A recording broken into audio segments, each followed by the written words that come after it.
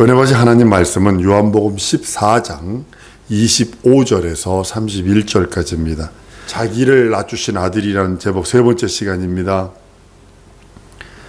인자는 자기를 낮춘 종의 형체로서 죽음을 맛볼 자입니다. 그 십자가에서 그렇게 비참한 죽음을 맛보지 않아도 죽음을 맛보고 그 하나님 나라를 상속하실 이입니다. 그런데 그렇게 비참하게 죽으신 이유가, 그 피 흘리시는 그 이유가, 매 맞으신 이유가 우리의 모든 죄악을 사하시기 위하심임을 보게 됩니다. 본래 하나님의 아들은 하나님과 동등된 분이시지만 자기를 낮추시기로 작정을 하셨고, 그 낮추시기로 작정한 것을 실행을 하시는데, 그것이 육체를 입고 이 땅에 오셔서 죽음을 맛보는 겁니다. 그런데 우린 잘 아셔야 합니다. 그러면 아들이 자기를 낮춰서 인자로 와서 자기를 낮추시는 것이 자기의 뜻, 인자의 뜻인지 저는 아니라고 봅니다. 아버지의 뜻과 그 계명대로 되어진 것입니다. 그 계명대로 진행된 거예요. 그 말씀의 근거는 요한복음 10장에 보면 나는 아버지 앞에 죽을 권세와 살 권세, 그 권세를 받았다고 말씀을 합니다. 내가 목숨을 얻기 위해 목숨을 다시 벌어놓으라. 이것이 내게 권세라고 그럽니다. 그러니까 아버지의 권세입니다. 아버지가 주신 권세라는 겁니다. 하나님의 아들은 자기가 아버지와 동등됨을 취하지 않고 인자가 되었기 때문에 아버지는 나보다 크시다 라고 오늘 본문 말씀에 선언하시는 것을 보게 됩니다. 인자는 자신을 아버지보다 낮추신 모습으로 그 나라 가시기를 원하신 거예요. 그 나라를 상속받기를 원하신 거예요. 천사보다 못한 종의 모습, 천사보다 더 못한 종의 모습으로 잠깐 입고 오십니다. 영원이란 세월 속에 33년 아무것도 아닙니다. 영원이란 세월 속에 우리가 한 100년 아무것도 아닌 것처럼요. 죽음을 맛보실 낮은 자세, 그래서 우리가 99.75% 같은 원숭이와 DNA가 같은 그런 우리 인간이지만 하나님께서는 그 인간의 그 육체를 입고 오셔서 죽음을 맛보십니다. 그리고 그 나라를 상속하십니다. 하나님의 아들이 아버지에게서 나오셔서 종의 형체로 인하여 인자가 되셨고, 인자란 말은 다른 말로 뭐냐면 사람이라는 뜻이거든요. 참사람. 한번 따라합니다. 인자는 참사람이시다. 네, 참사람이세요. 우리는 그 모양의 형상을 따라 지음받았어요. 우리는 그 참사람의 형상의 모양이 우리들의 모습입니다. 인자로서 보좌에 들어가려고 하신 것이 하나님 아버지의 뜻이고요. 그리고 예수는 그렇게 순종, 예수가 이 땅에서 두 가지를 하셨다고 제가 누누이 말씀드렸잖아요. 절대 순종, 절대 복종. 하나는 겸손입니다. 아버지 뜻 앞에 절대 겸손하고, 아버지 뜻 앞에 절대 복종하고. 이것이 예수님이 이 땅에서 33년 동안 산 모든 것의 집정체를 딱 두 마디로 말한다면, 말씀 앞에, 하나님 아버지 뜻 앞에 절대 순종, 절대 복종, 절대 겸손했던 분입니다. 영원전에 계획하신 그 계획이 인자로서 그 나라 들어가신 것이 이제 2000년뿐이 안 됩니다. 예수는 이 음부를 통해서 죽기까지 순종하시고 부활로서 가시려는 것이 하나님 아버지의 뜻이라고 말씀을 합니다. 성경은 이렇게 말합니다. 요한복음 11장 25절 26절에 예수께서 가라사대 나는 부활이요 생명이니 나를 믿는 자는 죽어도 살겠고 무릇 살아서 나를 믿는 자는 영원히 죽지 아니하리니 내가 이걸 믿느냐? 이렇게 물어보세요. 우리 예수님 되게 짓궂 주세요. 막 말하더니 너도 이거 믿어? 이렇게 묻는 거예요.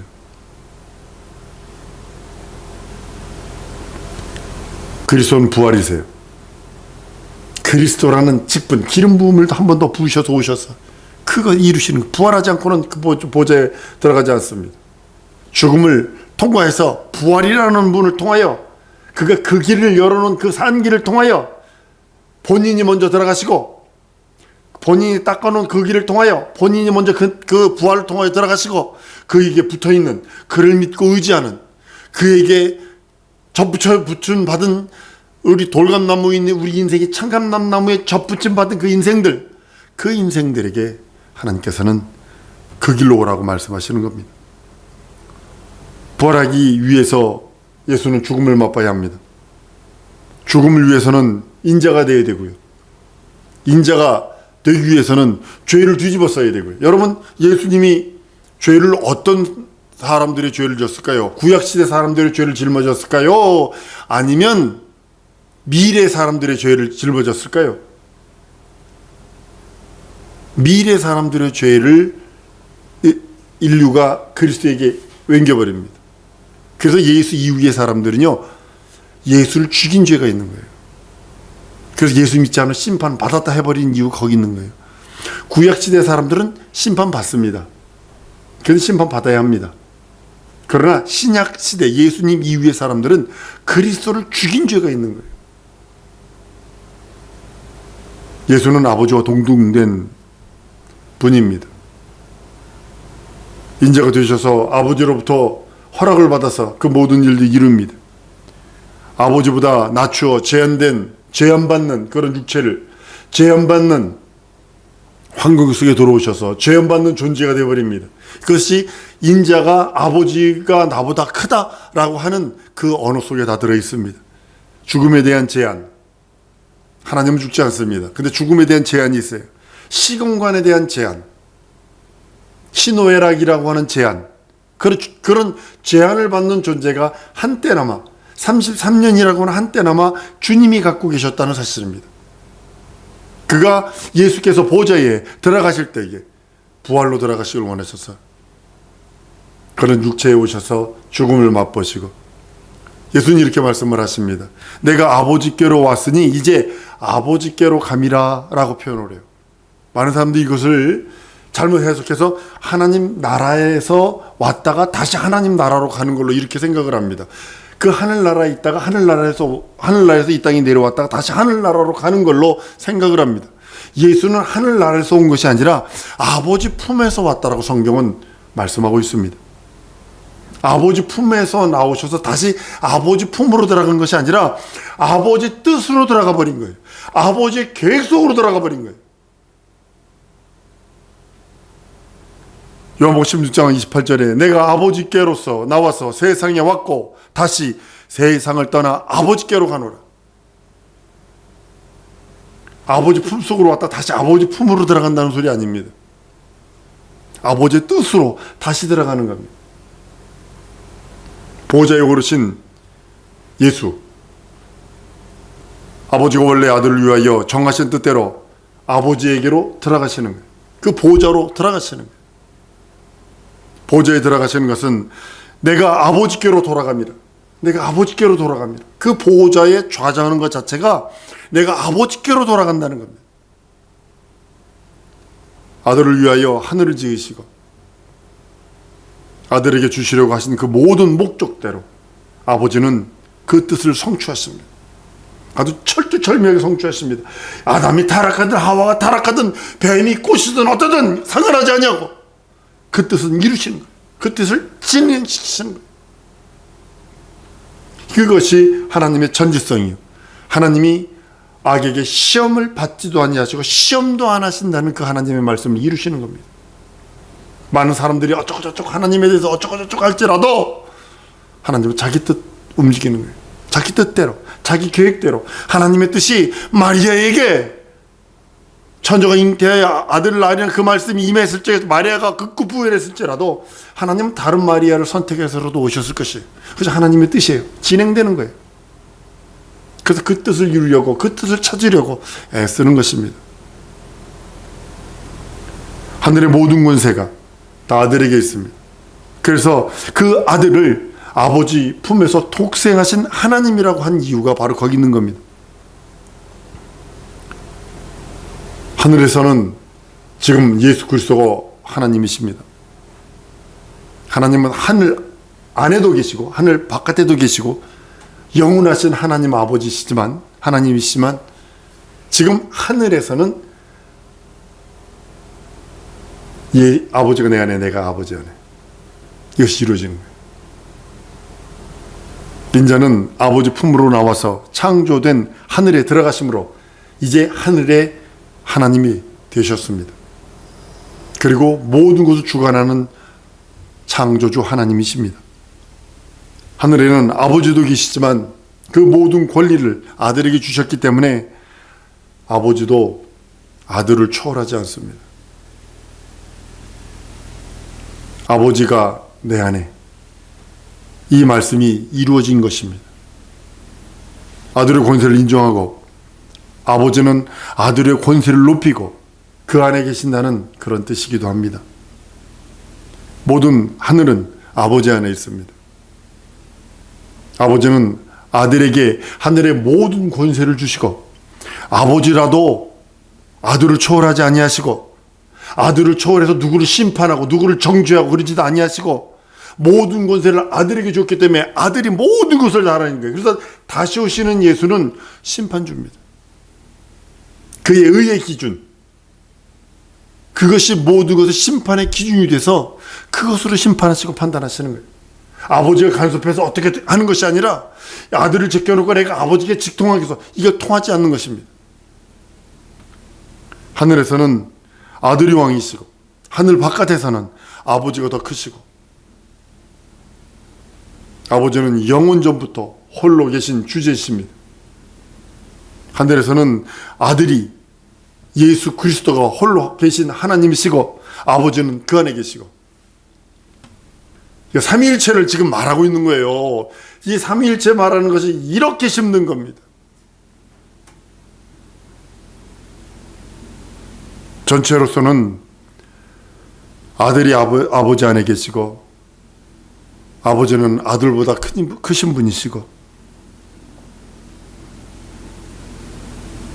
성경에 이런 말씀이 있습니다. 한 사람이 포도원을 만들고 포도원지기를 두어서 산후를 누리고 했는데, 때가 돼서 철이 돼서 1년에 한 번이겠죠? 1년에 한 번 포도원지기를 맡겨서 이제 타국을 갔더니, 맡겨놓고 타국을 가서 이제 뭐 좀 결실을 거둘까 해서 소출을 보냈더니 한 종이 난동을 부려서 포도원 그 보낸 종들을 죽이고 뭐 때리고 거저보내고, 나중에는 아들을 보내면 저가 공경하리라 했더니 상속선이 죽이자 뺐고, 이 포도원을 뺐자 주인이 와서 불 사르고 엄히 다스렸다는 그 말씀이 마가복음 12장에 나오잖아요. 하늘이 바로 아들에게 상속된 포도원이지만, 아들은 아버지 앞에서 영원히 겸손해서 낮추시고 종으로서 죽기까지 복종하시고, 이제는 아버지가 살려주시는 부활로 그 나라를 상속하기를 원하시는 것이 그 예수님의 비유 속에 다 들어있다는 사실입니다. 예수는 아버지 앞에서 영원히 낮은 자가 되기로 결심하셔서 인자로 되신 거예요. 인자로, 정확하게 인자로 되셨어요. 죽음을 맛보기 위해서 인자가 되신 것입니다. 그 죽음이 우리들에게는 구원이요, 그 죽음이 우리들에게는 영생이요, 그 죽음이 우리들에게는 영원한 복이요, 진리입니다. 여러분들, 지난 주일 설교 속에 말씀드린 게 뭐냐면, 여러분들의 모든 은사를 구하든 물질을 구하든 지혜와 지식과 능력과 영생의 모든 신유의 달란트다, 어떤 달란트를 구하는 이유가 영생이라고 하는 것을 위해서 사용하려고 구하셔야 합니다. 그것이 하나님의 마음에 합한 것이에요. 아들은 이 땅을 통과하여 하늘에 오실 때 인자로서 부활을 얻은 다음에 들어가시려고 하신 것입니다. 근데 그 전에 이 땅에 오시기 전에 그 하늘을 창조하셔서 이 땅에서 계획하셔서 가려고 하셨는데, 거기에 하나님의 이름을 둡니다. 하나님의 이름을 둬서 모든 천사들이 그 하나님의 이름을 섬기고, 모든 천사들이 그 하나님의 이름을 공경하고 그 이름 앞에 부종하게 했는데, 거기서 반란이 일어납니다. 그것이 여호와의 이름이요, 하늘의 여호와의 이름을 모시는 여호와의 사자가 있어서, 구약 성경을 읽을 때는 여호와의 사자가, 혹은 사자가, 또 혹은 하나님이 이렇게 하는 구분들이 너무나 많습니다. 여호와의 이름은 천사의 이름 아닙니다. 하나님의 이름입니다. 하나님의 표호라 그랬어요. 기념 칭호라라고 성경은 기록합니다. 천사가 하나님의 이름으로 현현할 때 사용한 겁니다. 모세에게 가시덤 물기에서 현현할 때, 어떤 선지자들에게 현현할 때 여호와의 이름으로, 하나님의 이름으로 현현합니다. 야훼의 이름으로 현현해서 하나님의 그 모든 계획들을 일러주는 모습들을 봅니다. 현현하는 자는 천사고, 보호자에 있는 이름은 여호와고 곧 하나님의 이름이요, 두렵고 떨림으로 섬기는 이름이 하나님의 이름 여호와의 이름입니다. 그 이름을 아들이 들어올 때까지만, 아들이 그 나라를 상속받을 때까지만 천사들로 하여 섬기게 한 이름이 여호와의 이름입니다. 많은 사람이 지금도 여호와여 여호와여 여호와여 부르며 그 하는 모습들을 봅니다. 참으로 어리석은 일입니다. 예수께서 부활하셔서 하늘에 올라가시기 전에는 여호와의 이름으로 모든 것을 지시하셨어요. 야훼의 이름으로 모든 것을 역사하셨어요. 예수께서 하늘 보좌를 상속받는 순간에 신약 성경에는 단 한마디도 여호와라는 단어, 야훼라는 단어가 없습니다. 왜냐하면 모든 것이 다 끝났거든요. 모든 것이 다 하나님의 이름, 그 이름으로 모든 것이 다 이루어졌기 때문입니다.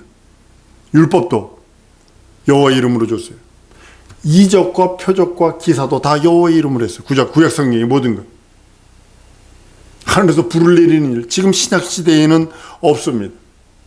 불을 내릴 수도 없고, 불을 내릴 수 있는 방법도 없고, 불을 내려야 할 이유도 없고. 그런데 홍해를 갈라야 할 이유도 없어요. 그런데 하나님께서는 구약시대에는 하나님의 전지하심, 하나님이 이스라엘을 내 민족이라, 그들이 나를 광야에서 희생을 드리며 광야 교회에서 그들이 내 이름을 존중하며 절기를 지키며 하나님을 섬기는 그것을 위하여 내 백성이라는 것을 세상에다 공표하는 방법이 바로 그겁니다. 그때 당시에는 전부 다 다른 민족은 샤먼이 있었어요. 무당들이 있었다고. 무당들은 뭐냐면 왕 위에 무당이 있었어요. 그래서 왕이 무슨 일을 하기 위해서는 꼭 무당에게 물어봐요. 우리나라도 그랬고, 우리나라 건국 신화 보면 전부 다 무당, 샤먼들이 있었어요. 그때 당시에 하나님께서 이스라엘 민족이 내 백성이라 함으로 인해서 가나안의 33개 부족이 쫄아버렸다고. 가슴이 물 흐르듯 녹아버렸다고 그랬다고. 하나님께서 그렇게 하시는 거예요. 홍해를 갈라버리시고 요단강을 말려버리시고 하늘에서 불을 내리기도 하시며, 그것이 뭐냐면 내 백성이라, 하나님의 현존과 하나님의 참 하나님 되심을 증거하는 것입니다. 구약시대의 하나님의 말씀은 하늘에서부터 왔습니다. 그러나 예수 그리스도의 말씀은, 한번 따라합니다. 아버지 품으로부터 왔다. 예, 이거예요. 인자는 아버지 품으로부터 오셨어요. 아버지 품으로부터 오신 이가 하신 말씀이 진리요, 하늘에서부터 천사들로부터 말미암아 준 말씀을 하나님의 같은 하나님의 말씀인데도 그걸 율법이요 이렇게 표현하는 겁니다. 난 우리 성도들이 지혜롭기를 바라요. 우리 성도들이 그 하나님의 이름, 영원한 그 하나님의 이름, 그 이름을 부르며, 그래서 예수 내 구주 하세요 하는 이유가 거기 있는 겁니다. 참 성경을 많이 들여다보고 성경을 많이 연구하면서 느낀 건 하나입니다. 신학 공부도 많이 했고, 이제 제가 앉아서 제 머리 위에 사방으로, 제가 앉은 자리에서 앉은 자리 머리 위로 책을 이만큼씩, 그래서 앞에서는 내가 보이지 않을 정도로 책을 쌓아놓고 책을 읽은 적이 있습니다. 한 몇 년 동안, 2년, 한 6개월 동안 거의 많은 시간들을 공부한 적이 있습니다.